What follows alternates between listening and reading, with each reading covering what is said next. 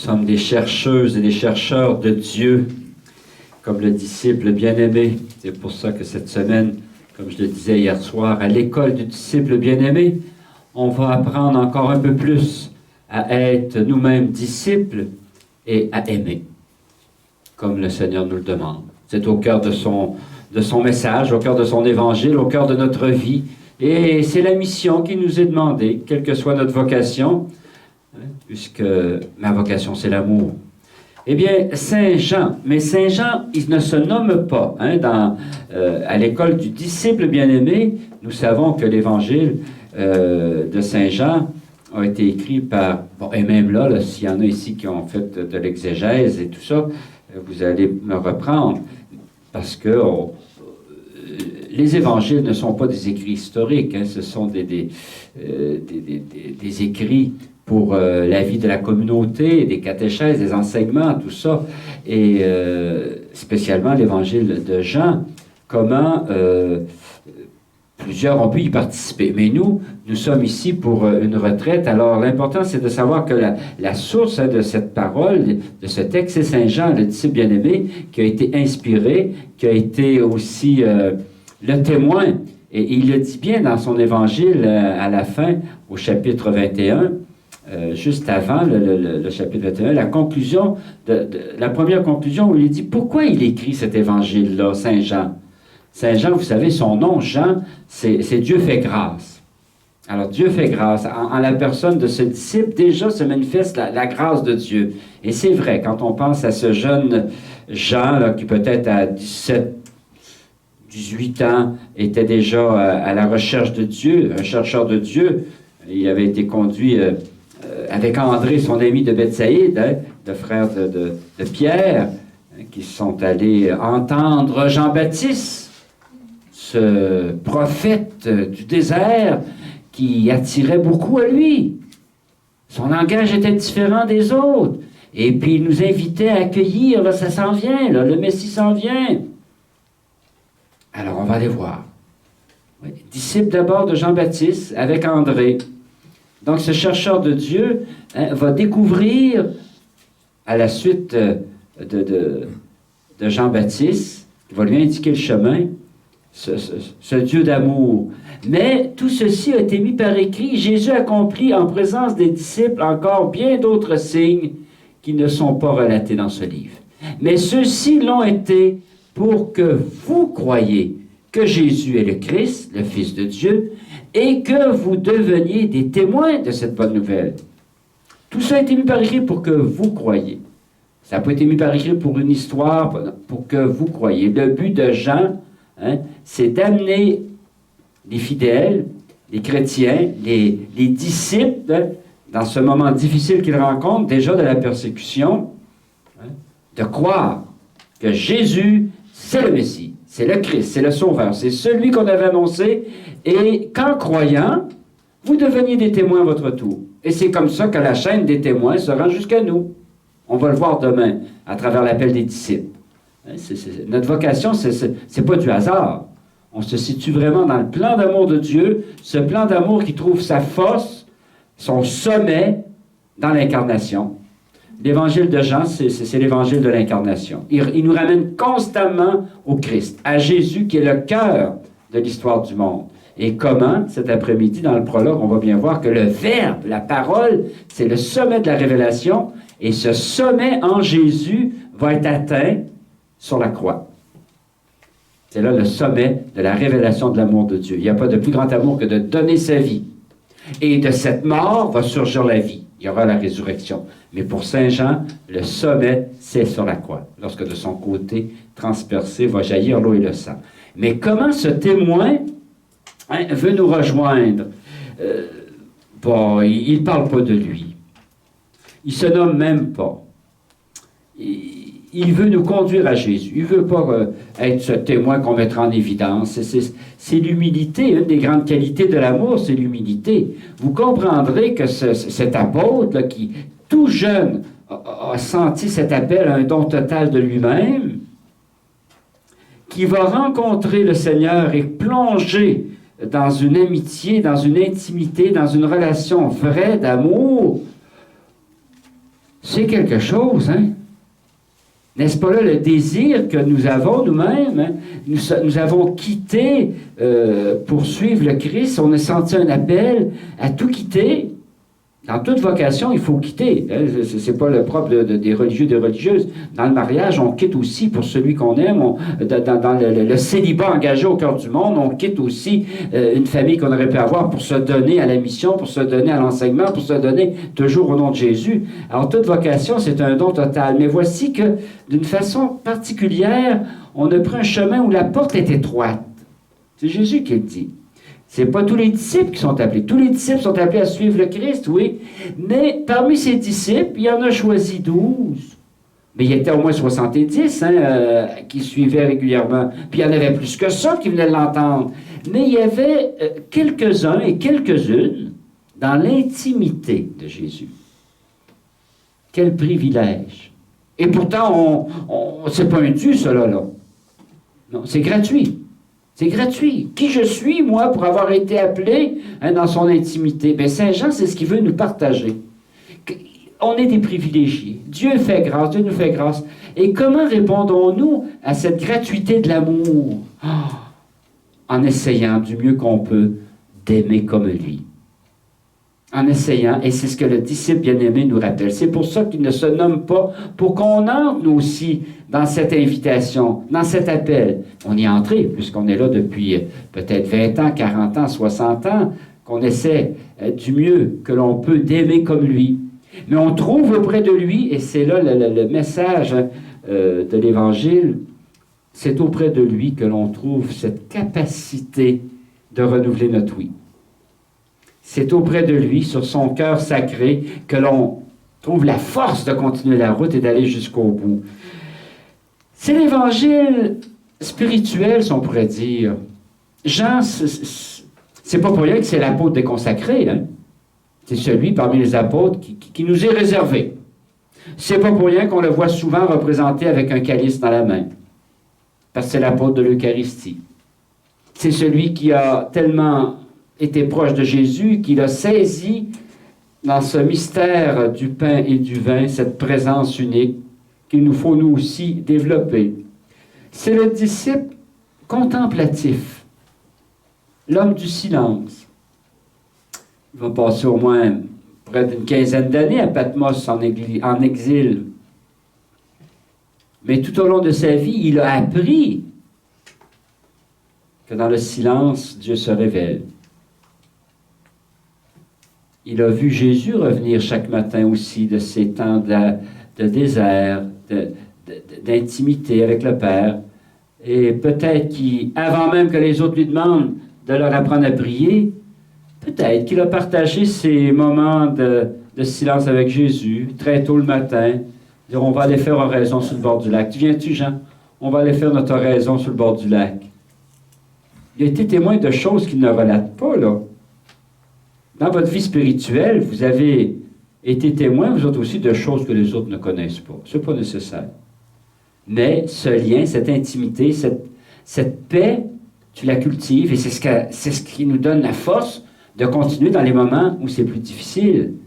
Le disciple bien-aimé veut donc nous conduire dans le cœur de Jésus. Quel est le symbole qui représente Jean? Hein? Les 4 évangélistes, il y a un symbole, un animal ou un bon. L'aigle, ben oui, vous savez ça, vous autres. Hein? Et ça parle, ça, là. L'aigle, c'est l'oiseau qui s'élève au plus haut. Hein? Saint Jean, il nous invite à nous élever. Mais pourtant, l'aigle, dans sa hauteur, il y a un œil qui est vif. Hein? Il peut voir, semble-t-il, la petite souris, là. Et de là-haut, il peut plonger et aller chercher ça, là. Mais comment on est appelé à nous élever comme un aigle? Toujours plus haut, nous élever à la rencontre du Seigneur, en gardant les 2 pieds sur terre, en étant très concret, en sachant nous élever, mais pour voir avec un regard différent. Tout au long de l'évangile de Jean, là, cette semaine, là, vous allez vite vous apercevoir que c'est toujours la même façon. La clé de lecture de Saint Jean, elle n'est pas compliquée. Il nous amène à un niveau d'abord humain. Tout le monde peut comprendre ça. Et là, il nous invite à nous élever un petit peu. Et c'est là que parfois, il y en a qui décrochent. Sur le plan humain, ça va. hein, de dire, on regarde le monde d'aujourd'hui, puis c'est ça la réalité. Il y a de la division, il y a de la guerre, il y a de la famine, il y a des enfants qui il y a des couples qui se disent, c'est ça, c'est ça. Alors, ce regard humain, il nous invite à le voir autrement. Tout en étant les deux pieds sur terre, à voir que, oui, il y a une lumière dans ces ténèbres-là. Il y a une espérance. Es-tu capable de voir plus loin? Vous savez, si vous marchez en vous regardant un pied, vous risquez de tomber. Hein? Ouais. Et c'est là qu'il faut relever la tête et dire, bon, ben, ah oui, tiens, gars, le trottoir, il va plus loin, là. Bon, ah ben ça, oui. Mais souvent, on marche c'est ça, la tête tournée en bas. Alors lui, Jean, il va vous inviter, là, à vous lever le menton un peu, là, hein? À voir un peu plus loin. Arrêtez de se regarder le nombril puis voir qu'on était appelé à une vie de lumière. On était appelé à être des témoins d'espérance. On était appelé à une joie.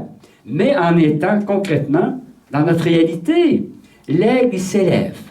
Ouais. Pour arriver à avoir un beau panorama.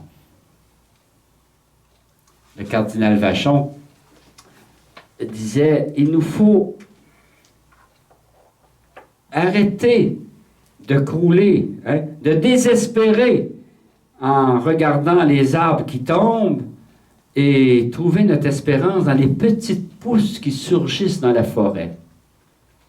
À ce moment-là, il était archevêque à Québec et puis c'était une période difficile après Vatican, tout ça. Déjà, les prêtres diminuaient, les paroisses se vidaient.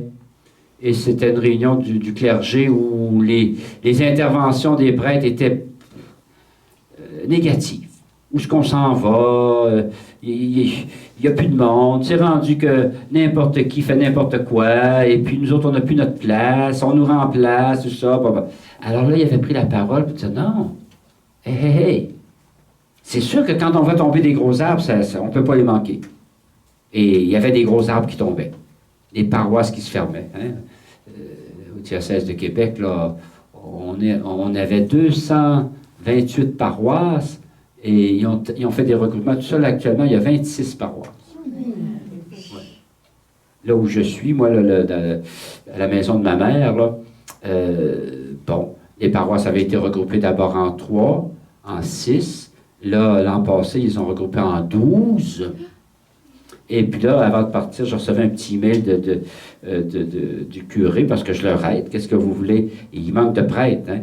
Et donc, il y a des paroisses là, qui n'auraient pas de messe. Alors, quand je ne suis pas en prédication, je vais aider dans les 3 paroisses les plus proches. Bien là, il m'a envoyé un petit email. Il dit, Père Jean-Roch, je sais que tu pars bientôt pour tout l'été et que tu ne seras pas là. Alors, je veux t'annoncer que le diocèse nous a ajouté tout l'ouest du comté.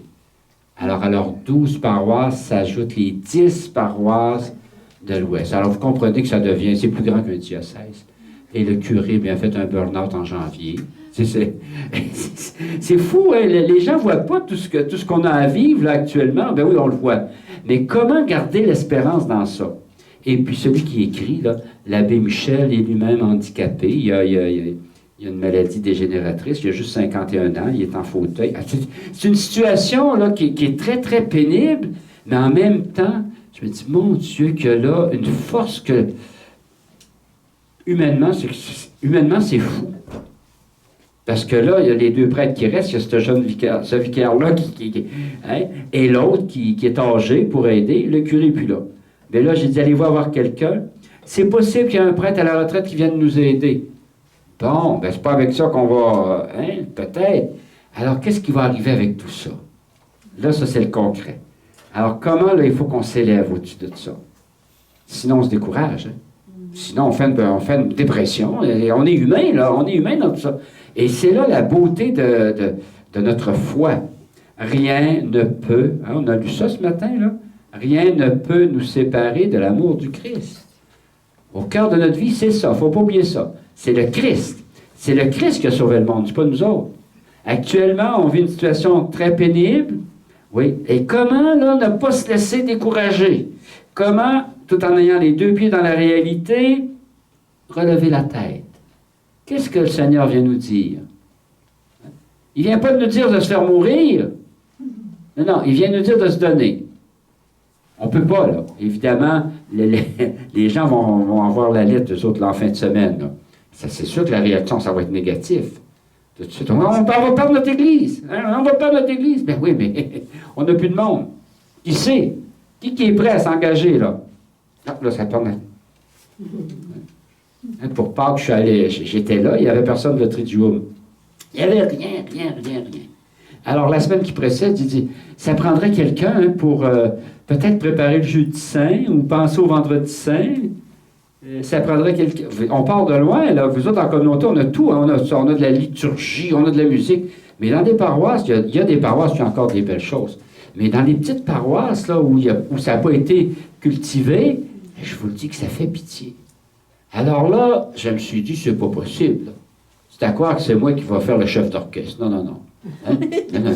Alors, dans leur pauvreté, hein, c'est qui est venu? C'est des personnes d'un certain âge. Tu vois, ben moi, mon père, je suis pas bien bonne, mais en tout cas, si je peux vous aider, je peux passer des papiers. Bon, mais il faudrait en avoir des papiers d'abord. Et comment garder le regard? Et ça, c'est donc important, mes sœurs, là. On a une mission de ce côté-là. De ne pas se décourager pour encourager ceux qui sont découragés. Ouais. Parce que quand vous allez dans vos familles ou quand ils viennent, là, c'est sombre, c'est noir. Peut-être que c'est pas drôle, c'est pas drôle. Mais si vous entrez en disant, t'as bien raison que c'est pas drôle, ben nous autres même, imagine pas drôle, qu'on s'en va, là. Oh oui, là, on rentre dans un ventre défaitisme et tout ça. Et c'est là que notre vocation prend tout son sens. Comment, Bertune, c'est pas drôle? Ça n'a jamais été drôle. Hein? Non. Vivre, ça n'a jamais été facile. Et puis, on a des décisions à prendre. Puis, il faut croire que c'est pour le mieux. Ah oui, tu penses? Et voyez-vous, vous venez de transformer là, sa journée sombre avec un rayon de lumière. Ben oui, mais c'est quoi la réalité? La réalité, c'est ça. Qui sait ce que sera demain ici? Personne. Mais il sera ce que tu espères, par exemple. Ah oui. Et c'est pour ça que l'évangéliste nous le dit. Hein? Il faut regarder, il faut s'élever.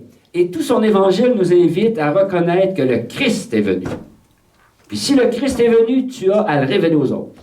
Si tu as le visage sombre, si tu es en désespérance, tu n'as pas compris l'évangile. Ben oui, on l'a compris, si on est là. Mais tu es là en tant que témoin. Saint Jean va nous amener cette semaine des témoins extraordinaires que vous connaissez. Là. Je ne vous apprendrai rien cette semaine. Mais comment relire l'Évangile pour être ici, aujourd'hui, à Lennoxville, à Sherbrooke, ici, être un témoin de sa bonne nouvelle. C'est ça que le monde a besoin. Un témoin de cette espérance pour notre monde. Dans le 4e Évangile, Saint Jean nous invite à une action concrète. Mais une action qui est branchée sur le cœur de Jésus. Ce n'est pas une action humaine, mes sœurs. On est dans le monde, mais pour porter Dieu, pour révéler Dieu. On est des chercheuses et des chercheurs de Dieu. Ça doit paraître, pas tant par nos grands discours, par notre action concrète, notre joie de vivre, notre espérance. Oui, cet évangile nous invite à nous élever. Jésus se révèle lui-même. Et il insiste sur la relation privilégiée que chaque disciple doit entretenir avec Dieu. Saint Jean va nous en témoigner par sa propre vie. C'est Saint Clément d'Alexandrie qui disait « Les trois synoptiques s'occupent de ce qui est visible. » Les trois synoptiques, ça c'est les trois évangiles, là, Marc, Matthieu et Luc. Pour ceux qui connaissent moins les Écritures, là, c'est trois évangiles qui ont été écrits comme en parallèle, à partir de Marc, qui est le premier. Les deux autres ont écrit aussi, pas mal en tenant compte de ça, mais avec une idée spécifique pour leur communauté. Alors, ils se ressemblent, les synoptiques. Mais Saint Jean, il n'est pas parti de ça, lui. Parce qu'il connaît déjà les synoptiques. Il écrit, ça fait déjà une trentaine d'années que les autres ont été écrits, là. Hein? Alors, quand il écrit, il n'écrit pas pour redire ce qui a été dit. Il écrit pour amener les communautés qui sont déjà en fonction, là, l'Église est née là, déjà, là, et pour les encourager d'abord, mais pour les conduire encore plus loin dans leur mission, donc pour les conduire à Jésus. L'évangile de Jean, c'est vraiment un évangile christologique, vraiment un évangile où au cœur, c'est le Christ. Il revient constamment. Et les 7 signes, que nous ne les verrons pas tous, là, mais j'en ai choisi quelques-uns, parce qu'une fois qu'on est capable d'en lire un, c'est la même clé de lecture pour les autres. partir du niveau humain, laisser le Christ nous transformer pour prendre son regard, nous élever et voir la même situation, mais d'une façon différente, avec le regard de Dieu. Le regard de Dieu qui a passé par son Fils, c'est pour ça qu'il est venu. Hein? Et ce regard, il passe par nous, par l'Esprit Saint qui nous habite. C'est une belle mission. Si les trois synoptiques parlent de ce qui est visible, de patent, de matériel comme tel au sujet de Jésus, de son histoire, Saint Jean, lui, a une autre approche qui est plus spirituelle, plus au niveau du message que Jésus a voulu laisser. Il complète les trois autres. Il vient les enrichir de son expérience. Il nous fait pénétrer la personne même de Jésus et mettre à jour la nature véritable de son œuvre salvifique. Il vient révéler ce pourquoi il est venu. Il est venu pour que Dieu continue son œuvre d'amour, pour renouveler, et on va le voir, c'est une recréation. La mort de Jésus en croix, c'est une recréation. C'est le nouvel Adam et la nouvelle Ève. C'est très riche. Saint Jean, dans Saint Jean, mes sœurs, il n'y a pas un mot de trop. C'est concentré. Évidemment, ça a été prié. C'est l'Esprit Saint qui l'a touché. Mais c'est vraiment beau de voir que dans tout ce qu'il écrit, là, il y a plein de sous-entendus. Ceux et celles à qui il s'adresse, ce sont des gens qui connaissent aussi l'Écriture pour la plupart. Donc, il va souvent faire des références indirectement avec l'Ancien Testament. Il vient comme raffermir, enrichir et donner un sens nouveau. C'est une bonne nouvelle qu'il veut annoncer à ces gens qui en ont besoin. Dans le fond, il nous propose de voir le sens profond des actions de Jésus au lieu de nous attacher à des signes extérieurs. Les 7 signes, alors déjà, vous voyez, les 7 signes, donc 7 c'est le chiffre parfait, il a choisi 7 signes pour nous conduire à reconnaître l'action de Jésus. Non pas sur une action extérieure, mais intérieure. Comment les 7 signes, dans le fond, on pourrait dire que c'est comme les 7 miracles qu'il a retenus pour montrer qu'à travers ce miracle, Dieu se manifeste pour nous conduire plus loin. Ce n'est pas juste la guérison du paralytique de Bethsaida, c'est la guérison de tous ceux et celles qui, depuis des années, attendent alors qu'ils ne sont pas prêts à plonger. Alors, il faut te décider. Mais la lecture, d'abord, c'est un paralytique qui est là, qui attend depuis... Ouais. Il attend, puis il met la faute sur tout le monde. Ah oui. Il n'y a personne pour me plonger, il n'y a personne. Et ça, des fois, ça nous ressemble, on se plaint. Mais oui, puis qu'est-ce que tu fais, toi? C'est pas drôle, c'est pas drôle, Père. Notre paroisse, là, oh mon Dieu. Il n'y a pas personne, il n'y a pas de vie, il n'y a pas de... Puis toi, qu'est-ce que tu fais? Bonne semaine! Ben oui. Et c'est ça, hein, comment Saint Jean nous invite à voir la réalité, mais à se décider. Alors, les signes, ils ne sont pas là juste pour dire que c'est beau, que c'est beau. Oh, qu'elle fait des belles affaires. Mon Dieu, qu'elle chante bien. Mon Dieu, oui, c'est correct, ça. Faut voir. Mais tout ça, c'est pour toi. Toi aussi, tu en as des belles affaires. Oui. Tu chantes peut-être pas, mais tu es capable d'accueillir. Je leur dis ça quand je prêche dans les paroisses. On ne peut pas renouveler notre Église actuellement en se fiant sur les autres. Chaque baptisé a cette mission. Chaque baptisé a l'Esprit Saint. On va rappeler la Pentecôte, là. Bien, la Pentecôte, c'est les dons de l'Esprit Saint qui a été donné. Vous les avez eus, je les ai eus. Qu'est-ce qu'on en fait? Bien, c'est là la question. Laissez vivre l'Esprit Saint en nous. C'est pas évident. C'est sûr que c'est pas évident. On relit là, actuellement les Actes des Apôtres. On trouve ça beau. Hein? Oh, mon Dieu, on dirait que les miracles lui sortent par les oreilles. Hein? Oh, oui, ils ont juste à regarder quelqu'un, puis tout de suite, l'autre est guéri. Mais semble que ça devrait être comme ça aujourd'hui. C'est aujourd'hui qu'on aurait besoin de ça. Supposons que les sœurs, là, vous partez, puis vous allez vous promener dans Sherbrooke, puis quand vous voyez un malade, vous lui faites un clin d'œil, puis il se guérit. Quand vous voyez l'autre, le drogué qui est couché par terre, qui fait un sourire, il se lève, il sort son chapelet. Mon Dieu. Il me semble que ce qu'on entend là, dans la Pentecôte, là, au début de l'Église, ça devrait être ça aujourd'hui. Mais c'est ça. C'est ça encore aujourd'hui. Oui. Mais l'Esprit Saint est arrivé d'une façon très forte au début, justement pour rappeler que c'est vrai, là, tout ce que Jésus a annoncé. Bien, désormais, c'est qui a à l'annoncer cette vérité-là? C'est toi puis moi.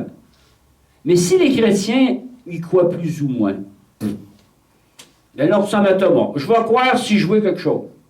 Mais là, évidemment, normalement, une sœur, ça ne devrait être pas comme ça, là, parce que vous ne seriez pas heureuse dans votre vocation. Hein? Déjà, oui, on est porteuse de la foi qui se nourrit tous les jours de la prière et de l'Eucharistie. Hein? Donc, oui, notre regard sur le monde est un regard d'espérance. Mais nous portons cette vie nouvelle. Il y a des miracles encore qui se font. Vous en faites, vous en avez fait. Non, je n'ai pas le temps de raconter les miracles de toutes les sœurs ici, parce que ça va être trop long. Mais oui, on en a fait des miracles. C'est pas toujours de dire « lève-toi et marche », le miracle. C'est de leur donner confiance. Vous en avez visité des malades, des familles, des jeunes, et vous leur avez donné une espérance. Et souvent, on n'a pas toujours le retour. Mais ce n'est pas nécessaire, on ne le fait pas pour ça. Hein? Juste hier soir, là, mais je vais le faire cette semaine, là. Je vous ai dit que j'avais écrit à mes amis de Tahiti pour dire que je prêchais ici. Bien, hier soir, j'ai eu au moins 8 réponses. Vous saluerez les... Oh, Père, Tiatono, Francisco, ça vous dit quelque chose, les sœurs de Tahiti? Oui. Ah, il m'a répondu, tout heureux, Père Jean-Roch, tu es chez les sœurs, tu les salueras pour moi. Bon, mais c'est beau, ça en est des miracles. Pourquoi qu'ils sont reconnaissants? C'est parce qu'ils ont reçu. Sinon, ils diraient plus ça. Non, prendre le temps. Et les petits miracles deviennent des grands miracles parce qu'ils ont conduit à Jésus. Hein? On n'a pas semé la joie juste pour le plaisir qu'ils retiennent notre nom. Mais c'était pour annoncer Jésus. Bien, Saint Jean, c'est ça. Son évangile est un évangile qui veut nous élever, nous inviter à voir autrement, à voir avec le regard de Jésus. Il veut parler aux communautés et les amener à développer leur foi au Christ pour avoir la vie en plénitude. En fait, l'évangile de Saint Jean, c'est la prédication du kérigme. Oui, c'est le cœur de la foi qui est là-dedans. C'est le Christ mort et ressuscité, le Christ qui continue son œuvre par son Esprit Saint dans chacune de nos vies. Il est un témoin, comme nous sommes appelés à être des témoins. Il ne faut pas que je dépasse l'heure, des fois ça m'arrive. Hein? OK. Jean, juste quelques mots sur Saint Jean, parce que vous le connaissez, donc je n'insisterai pas là-dessus, mais ça nous aide à voir comment ce jeune fils de Zébédée, frère de Jacques, un des 12 apôtres, Saint Jean le théologien, il est très profond. Saint Jean l'évangéliste, qui raconte très très bien aussi. Saint Jean, le disciple bien-aimé du Christ, c'est surtout peut-être le plus beau titre qu'il a dans cette intimité qu'il veut nous partager. Il est originaire d'un petit village de Galilée, Bethsaïde. Son père, Zébédée, était bien connu. Sa mère, elle aussi. Celles qui ont plus lu sur Saint Jean, c'est qui la mère de Jacques et de Jean, fils de Zébédée, et de Marie-Salomé? Marie-Salomé, on la retrouve. C'est beau de voir comment Jésus appelle, et rapidement, ceux qui appellent sont suivis par les autres aussi. Les disciples autour sont importants. On parle des apôtres, des saintes femmes, mais il y a toute une gang, si on peut dire, qui le suit par attraction. Ouais. Jacques et Jean, comme Pierre et André, on va le voir dans l'appel des disciples, ils ont tout quitté pour le suivre. Bien, ça, c'est un témoignage autour d'eux autres, là, parce que ces gars-là, il y avait toute une carrière, il y avait tout un avenir. Et là, il a lâché ça. Donc, tout de suite, hein, ça attire à Jésus, parce que c'est des personnes qui sont aimées, qui sont connues. C'est des bons gars. Ouais. Et Jean, qui est tout jeune, va quitter avec André aussi, c'est des amis qui vont aller, comme je disais tantôt, avec au désert, Jean-Baptiste. Et sa vie au disciple bien-aimé, Jean, va être longue. C'est le dernier qui va mourir. Oui.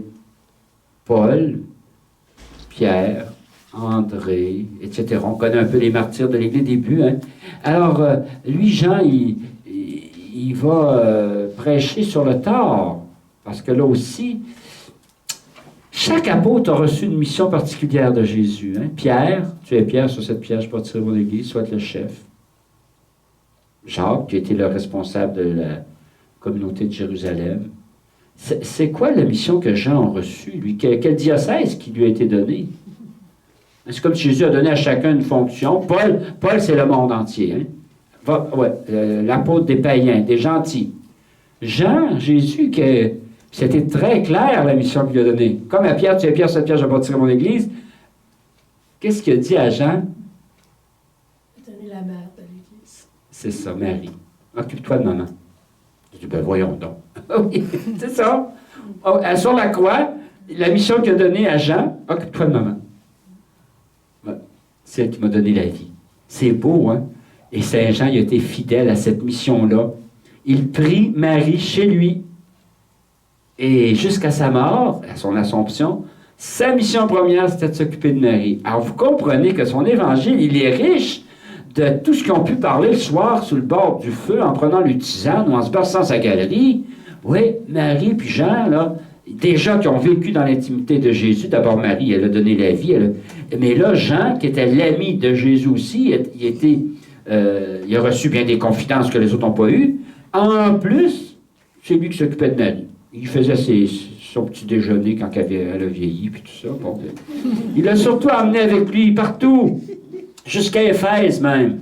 Et comment cette intimité va colorer aussi son évangile.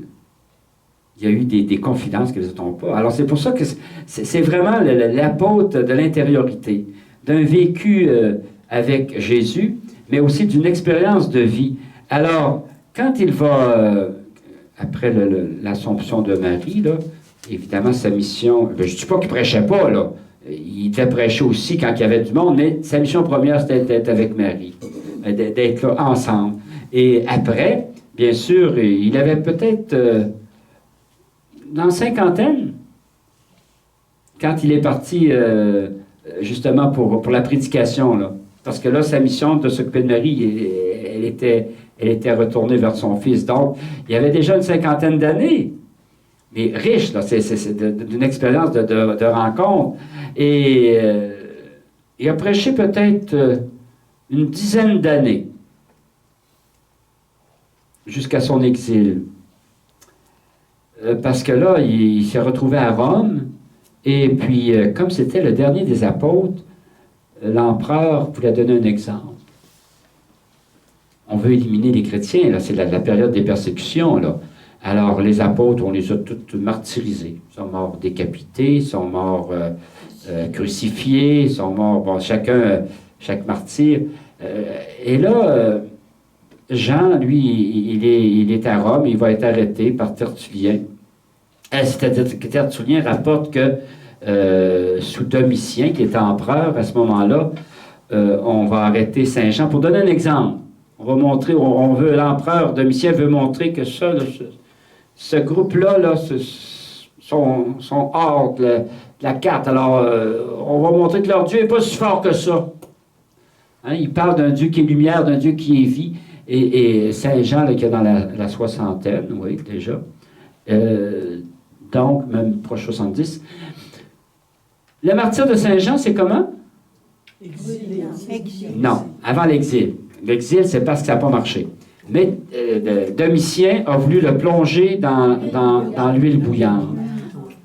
Ouais. Alors, mais Jean, il est dans la paix, c'est beau, hein, c'est des témoignages. Puis ça, ne dites pas c'est juste réservé à quelques élites. Non, c'est pour chacune de nous aussi. On est aussi habité par l'Esprit Saint que Saint Jean l'était. Ouais. Alors, il est dans une paix parce qu'il sait que le Seigneur... Mais je dis ça, mais mon Dieu, ouais, ça serait un peu diminué parce qu'il est dans une présence constante du Seigneur. Là, hein. Quand je disais tantôt que c'est un contemplatif, le Christ, il est ressuscité, il est vivant. Mais c'est ce qui va nous témoigner. La présence physique dont on parlait hier, là, c'est important. Mais la présence spirituelle est encore plus grande. Jean va nous témoigner que sa peine de voir partir son ami Jésus va être comblée par une autre présence qu'il n'avait peut-être pas vécue aussi intensément quand il était là. Et ça, vous savez ce que je veux dire, c'est dans cette union des cœurs. ce cœur à cœur, la contemplation. Quand on est avec le Seigneur, il est là. Il est là, mais même plus que physiquement. Moi, j'ai expérimenté ça, puis vous autres aussi. Les premières fois que je suis parti pour Tahiti, ma maman était très malade. Et mes frères et sœurs disaient, tu peux pas partir, tu peux pas partir. Et puis, j'ai dit oui. J'étais comme certain, moi, qu'elle serait là quand je reviendrais. Je partais, mais je partais toujours inquiet. Hein. Et puis là, c'est loin là-bas. Je disais, oh mon Dieu, puis là, j'avais dit à ma sœur, ben, c'est quelque chose à appeler, puis j'ai plus une assurance, mais en tout cas... Alors, je partais toujours inquiet. Puis avant de partir, ma mère aussi disait, bon, ben peut-être que, inquiète-toi pas. OK, là, ça va bien aller. Tu pries pour moi, je prie pour toi. C'est le lien le plus fort, puis tout ça. Bon. Et, bon, la dernière, je devais partir pour janvier, là, il y a 3 ans, pour aller 1 mois et demi. Mais là, elle était trop malade. Alors, j'ai annulé. Et heureusement, elle est décédée 2 semaines au début janvier, là.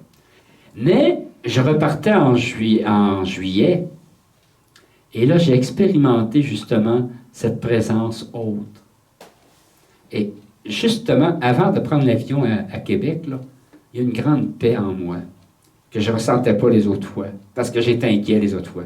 Et là, j'ai dit, bon, ben maman, tu vas découvrir la Polynésie avec moi maintenant. Hein? J'ai dit, ben, t'es enfant pas mal. Oui, moi, je le crois, là, que là, ben, j'avais pas à m'inquiéter, mais elle est encore bien plus présente. On y croit, la communion des saints, on n'y croit pas.